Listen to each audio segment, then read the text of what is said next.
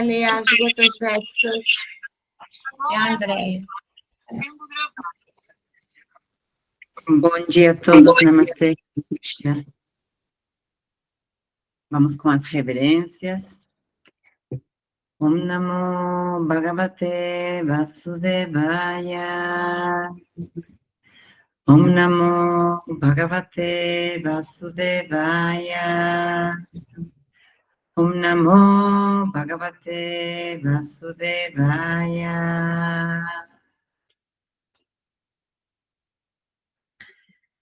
Hoje temos a leitura do canto número 1, capítulo 2, verso 2 do Srimad Bhagavatam. Vamos com a leitura em sânscrito. Sutta Uvasha Yam Prayantamanupetama Kirtyam Dvapaya Nubiraha Katarajuhava Putretitam Mayatayatarabu Vinedus Tam Sarva Bhuta Hirdayam Muni Anatosmi. Tradução. Srila Sutta Goswami disse: ofereço minhas respeitosas reverências ao grande sábio Shukadeva Goswami, que pôde penetrar o coração de todos. Quando ele partiu para dedicar-se à ordem de vida renunciada, sannyasa, deixando o lar sem se submeter à reforma pelo cordão sagrado ou às cerimônias observadas pelas castas superiores, seu pai, Vyasadeva, assustado com a separação dele, exclamou: "Oh, meu filho, na verdade, apenas as árvores que estavam absortas nos mesmos sentimentos de separação ecoaram em resposta ao pai aflito." Mais uma vez? Pode ser.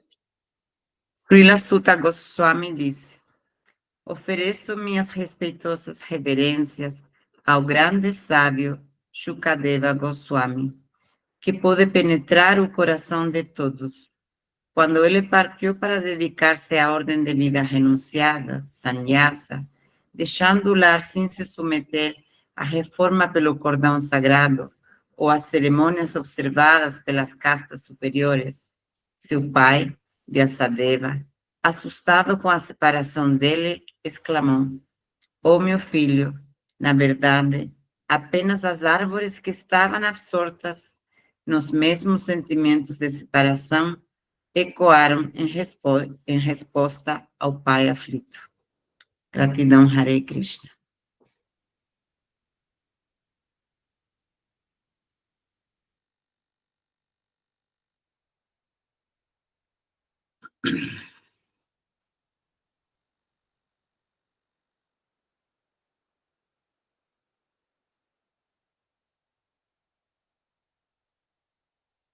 Om Hagyana Timirandasya Yanjana Salakaya Chakshurun Militandhena Tasmai Shri Gurave Namaha. Om. Muito bem. Bom dia a todas as pessoas presentes aqui na sala. Namastê, Hare Krishna. Obrigado às sacerdotisas que nos conduziram no caminho dos mantras e que nos maternaram aí para esse novo dia que está se iniciando aí. Tá? Olha só, aqui nós temos um contexto histórico, tá? Esse verso, ele vai narrar uma situação da logística da vida das pessoas, o andamento da vida das pessoas de modo geral ali. Tá? Então, vou explicar para vocês o que está acontecendo. A mãe, lembre-se, Shukadeva Goswami. Goswami é um título que significa autocontrolado, senhor dos sentidos. Shukadeva. Deva é divino, né? Shuka é um papagaio. Então, o nome dele é um apelido, na verdade. Tá? Shukadeva é um apelido, tá bom? É um apelido. Essa criança é uma criança atípica, tá? Uma criança diferente. A mãe dele teve uma gravidez de 16 anos. Ele ficou no ventre dela por 16 anos. Não é que ela ficou cheinha 16 anos, coitadinha. Tá? Ele ficou lá no ventre dela, em estado de hibernação, durante 16 anos. Ok? E quando o pai Vyasadeva, não é uma pessoa comum. Tá? O pai Vyasadeva é um Shaktavesha avatar, o que pode ser um semideus, né? Uma entidade super potente, com autoridade delegada para representar Deus e realizar feitos que seriam, né, do nosso ponto de vista aqui, extraordinários. Então, feitos extraordinários. Okay? Isso é o que se chama de Shaktavesha avatar. Um iluminado, né, o que a gente entende como iluminado. E ele, então, aí você pensa, né? Mas o iluminado, ele tem relacionamentos sexuais. A categoria védica não exige que a pessoa não tenha a satisfação, o prazer da experiência do prazer físico, das relações afetivas, para ser uma pessoa iluminada. Tá? Essa obrigatoriedade não está presente. Tá? O que torna uma pessoa em contato com o absoluto é a intensidade que ela tem de oferecer a sua amizade ao Supremo. Considerando que o Supremo não é uma pessoa egocêntrica, então ele não é a única pessoa que pode ter prazer ou felicidades. Então ele admite autenticamente que outras pessoas também podem ser felizes e ter prazeres. Por isso não é obrigatório que uma pessoa, para ter conhecimentos espirituais, automaticamente seja um renunciante. A renúncia é um caminho. Chama-se... Agora até eu esqueci. Esqueci o nome em sânscrito. Vijaya Marga, não. Me fugiu da mente agora. Se a Devi conseguir me ajudar aí, pode colocar aí na sala, tá? São dois caminhos. Tá? Um caminho é o caminho da renúncia, o outro caminho é o caminho da inclusão. O caminho da renúncia vai dizer que você tem que abandonar tudo. O caminho da inclusão vai sugerir que você inclua tudo. Tá? De um modo geral, para a humanidade, em termos de inclusão geral, é muito mais prático a inclusão do que a renúncia, porque as pessoas, elas são mais adaptadas, né, a experimentar prazer ou felicidades do que renunciá-las. Tá? Vairagya Marga é o caminho da renúncia. E aí tem o outro, que é o da inclusão, que ela vai colocar aí já já. Tá? Muito bem. Então, o Vyasadeva tinha uma esposa, eles fizeram amor, e aí surgiu esse filho, que ficou em hibernação no ventre. Por quê? O pai era um filósofo, um pensador, um professor, e a característica desse pensador, desse professor até então, era genérica, né?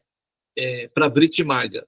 Para Vritti Marga e Vairagya Nivritti. Para Vritti e Vairagya, tá? São aceitação e rejeição. E o filho era uma alma especial também. E essa alma especial está adaptada a sabores específicos. Como, por exemplo, se você pegar um cisne e colocar num lugar sujo, num rio sujo, num ambiente sujo, poluído, ele morre. Ele não vai se adaptar. Se você pegar um abutre e colocar ele num lugar muito limpo, ele também não se adapta. São animais de plumagens diferentes. Ok? Então, no caso de Shukadeva Goswami, e Shuka significa o papagaio. O papagaio é o seguinte, ele vai num pé de frutas e ele vai lá e saboreia a fruta que está madura. Né? A fruta que está madura. Ele vai lá e bica a fruta que está madura. É um pássaro, né? Porque a fruta está madura. Então, essa alma que estava no ventre da mãe, da esposa de Vyasadeva, era uma alma que estava acostumada a saborear os tópicos relacionados à pessoa suprema, à pessoa em si. E o pai dele, que era um professor, estava falando do Brahman, da verdade suprema, do Deus genérico, do amor universal e tal, daquela coisa mais canista, ou seja, primária, iniciante, do Deus geral. E aí tem o Vedanta Sutra, né? Os sistemas de filosofia genéricos. Então, o filho, enquanto o pai recitava os conhecimentos védicos, tinha uma escriba que anotava tudo. E o filho no ventre da mãe, e a mãe era uma atendente ali, ajudava o marido, oferecendo o almoço, e ela ouvia tudo. E o filho no ventre também ouvia, que não era uma alma comum.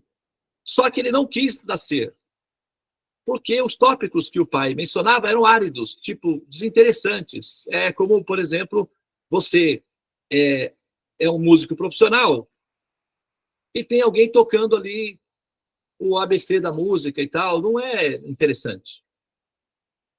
Então ele ficou lá aguardando. Quando o pai entrou na fase madura da sua intelectualidade, que é quando ele começou a falar, descrever assuntos relacionados à pessoa suprema, descrever a pessoa suprema, falar da psique, da mente da pessoa suprema, das qualidades da pessoa suprema, aí ele então se desenvolveu no ventre. Ele se desenvolveu no ventre e cresceu ali no ashram, ouvindo o pai, tá? Falar as escrituras no aspecto mais elevado. Então ele saboreou esses temas. Às vezes, na descrição, vai dizer que ele nasceu e já saiu andando. Foi embora. Não é assim. Tá? Ele nasce, cresce, ele tem uma interação. Quando ele chega na idade de 16 anos, aproximadamente, o pai já falou todos os tópicos.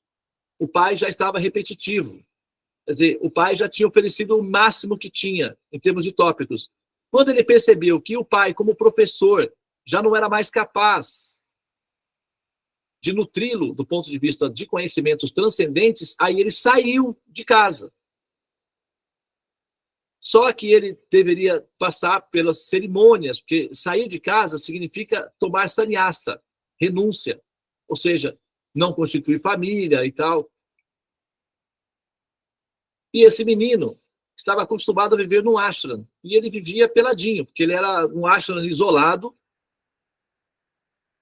Ele cresceu como uma criança normal, e os sábios, os yogis, costumavam ficar nus. Era muito comum. Até agora, no Kumbh Mela, que está tendo um festival lá na Índia, se você olhar Kumbh Mela da Índia, você vai ver muitos sábios absolutamente nus. E o Shukadeva Goswami cresceu no ashram e ele sempre ficou nu. Era só ele, o pai e a mãe. Ele cresceu como um sábio. E ele ficava nu. Então, quando ele percebeu que o pai já não tinha mais conteúdo para nutrir a sua ânsia de alma por saber mais sobre o absoluto, a pessoa Deus, ele saiu andando, foi embora de casa, peladinho mesmo. Só que lá fora do ashram tinha um mundo. Que o Shukadeva Goswami, que o garoto não estava habituado. Então, quando ele passou, tinha um grupo de mulheres jovens tomando banho no rio. Elas olharam aquele menino andando nu e elas entenderam que ele era apenas um sábio e uma criança. Elas não ficaram assustadas e nem ficaram preocupadas consigo. Que elas também estavam, não nuas, mas elas estavam se banhando na intimidade do rio.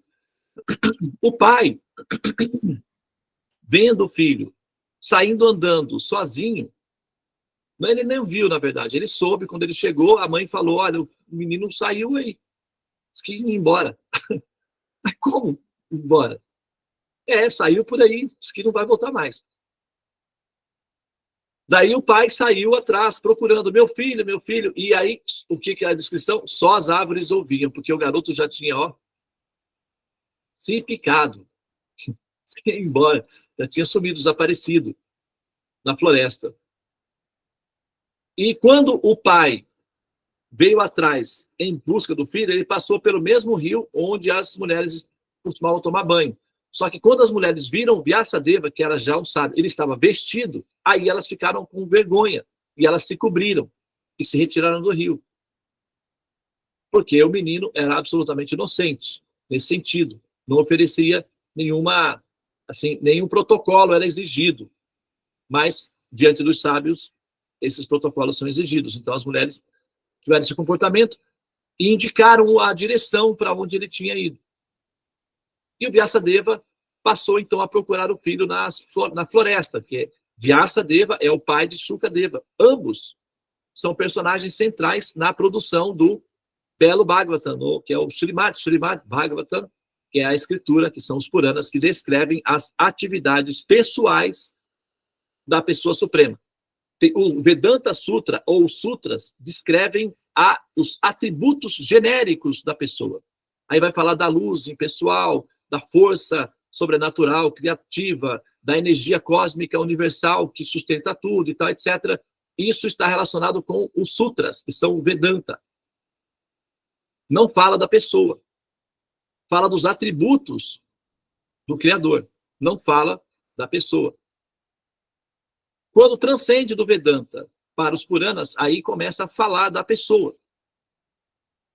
Então, nesse contexto, é que o rei Parikshit, que foi picado por uma cobra e decidiu que não ia tomar remédio, que não ia tomar vacina, que não ia fazer mantras, que ia aproveitar para passar o reino para frente para os seus descendentes e ia, então, absorver-se plenamente em conhecimento e ia ascender aos céus. Foi nesse momento que o menino reaparece. Porque ele ouviu falar que haveria uma assembleia de sábios que conversariam sobre tópicos muito elevados na presença do rei. Ele ficou curioso e foi lá para ver se tinha alguma novidade. Porque os assuntos gerais da meditação no infinito já não mais satisfaziam a mente dele. Ele queria assuntos que fossem compatíveis com a natureza dele. Então, como ele ouviu falar que muitos sábios se reuniriam na beira do Ganges para falar sobre os tópicos do absoluto, do supremo, ele foi para ver se havia alguma novidade na feira.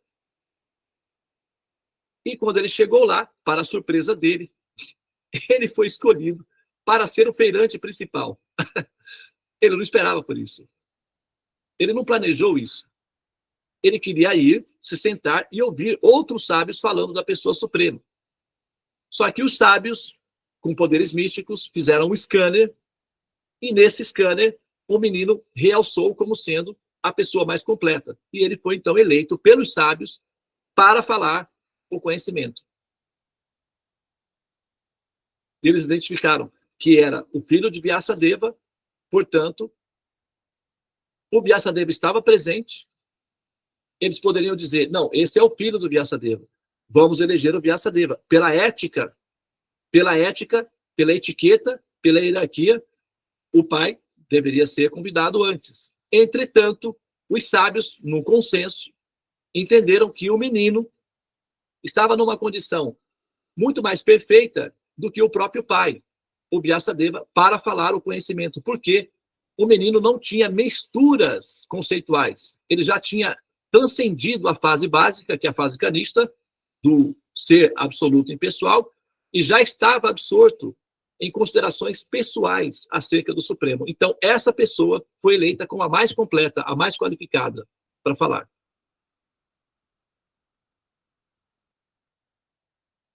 Ok?